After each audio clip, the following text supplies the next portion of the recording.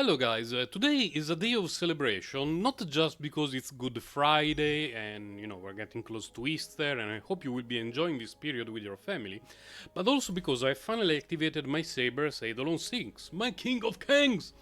I had it not active for quite some time because it took me multiple months, probably more than half a year, to actually get Eidolon 6, and before activating it I just wanted to enjoy the fact that I got it. I did not rush to activate it. And since this pure fiction cycle is kinda S for Saber, especially because Tingyun and Huohuo have the worst autoplay in the game by far, I decided to activate the Eidolon 6 so she can easily get 40k in the first half. I really did a few rounds and every run there was basically a cycle and a half left before the end, so I'm certain that even with bad RNG and bad autoplay from Huohuo and Tingyun, everything is going to work just fine. I'm lowering the volume of the game a little bit. This should be fine. Hopefully the volume of the game is not too high. If it's too high, I will have to essentially delete the video, edit it, upload it with some music in the background, and it will feel extremely bad. I had a run where I replaced the Tingyun with the Yao Guang, the Peacock Lady, just because I wanted to see what would happen. And I still got 40k with quite a few action left on the last turn. The issue is that Yao Guang doesn't do anything in this team, and you would be arguing, why? Would you do that? Well, it's because I pulled the Yao Guang on day 1 of this new patch cycle, but I do not have Sparkle 2.0, I do not have the dude that we have right now, I don't even know if he uses Elation. So, for me, Yao Guang is a brick of my account that is just waiting for the release of Evanesia. My beloved Yaemiko, who got absolutely ass blasted by the design team and the animation team, and now her kit is also trash because Silver Wolf SP is getting all the buffs while Evanesia is getting big fat slapped on her face. It's okay, she will be a trash character on my account, but at least I will be looking at her because she's pretty.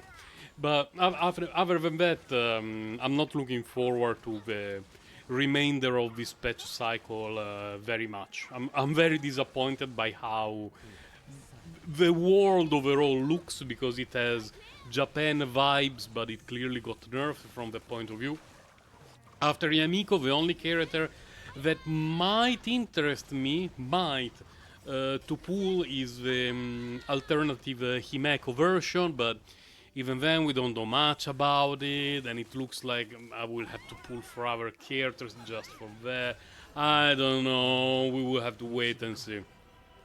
It's going to be quite a few months from now. It's really a shame that Huohuo is getting the buff, the Nova Core Flame, I don't remember what it's called, but it's a buff. But they didn't mention anything about the autoplay. And it's a huge bummer because the main issue with Huohuo and Tingyun is the autoplay. In case you don't have them or you don't play them, they do not know the amount of action points that are available and that can be generated turn after turn. In this team, there is basically an infinite supply of action points. Meaning that Tingyun and Huohuo would like every single turn to use their skill using an action point because they get closer to having enough energy to use their ultimate, which in turn refills Saber's ultimate quicker and everything gets one shot. But they don't do it. Like, if their own buffs, which last 3 turns each, because I have Huohuo's Eidolon 1, which extended to 3 turns. If I see that their buff is still active, they will not use the skill. They will just use a normal attack. So what happens now is Tingyun is out, okay, now she will do it, but if she acts again when the buff is still active and I do not have 5 skill points, she will use a normal attack. Let's see if she does it. You see, normal attack. She was not supposed to use a normal attack. She should have used the skill, but it is what it is.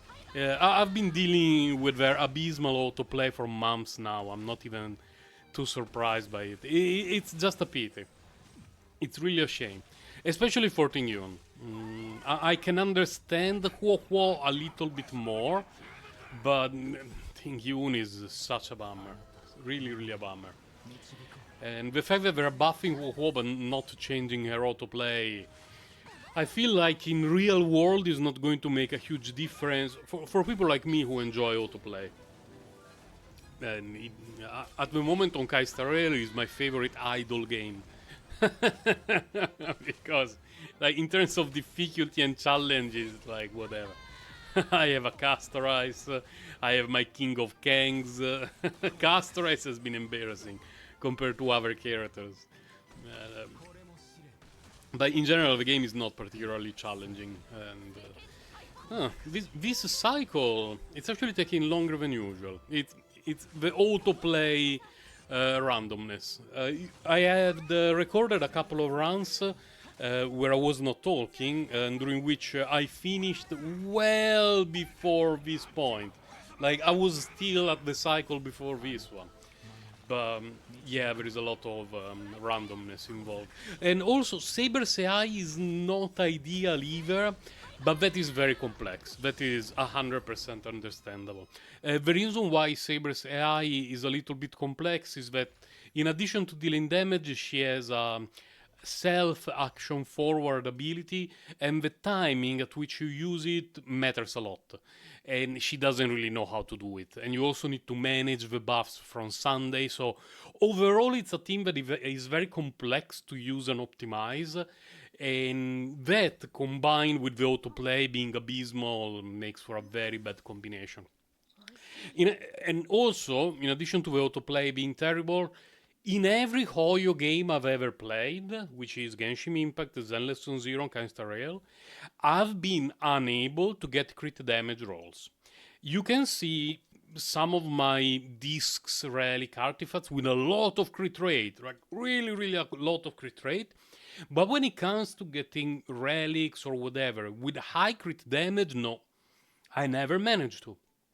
I do not have a single relic here in Honkai Star Rail with more than 30 crit damage. While in other Hoyo games, well, you need to scale it down a little bit in Zenless Zone Zero. But I got many artifacts and discs with 4 crit damage rolls, sometimes even 5 on a piece for a healer. But we don't talk about that specific piece. So the reason why I'm complaining about it is that this build for Saber is not particularly good. She would need a bit less crit rate, quite a bit, but she's missing so much crit damage. I've seen multiple builds for Saber with 280, 290 crit damage, simply by virtue of getting better rolls, and I have never managed to. At the moment, I'm not saying that I kinda gave up on getting a better build for her, but currently my main focus, I don't even remember where I put them, are the new thingies for Yaemiko. You know, the new orbitals, as well as the cavern set. And because I want to have something usable for her when she's released the next patch. Then, if as it looks like she's absolute garbage, I will probably stop farming relics for her and I will go back for Saber, because she's my beloved King of Kangz, and I like her a lot. Anyway, that was a nice pure fiction clear. Oh, she's pretty, but she's more beloved for me. Bye guys, take care.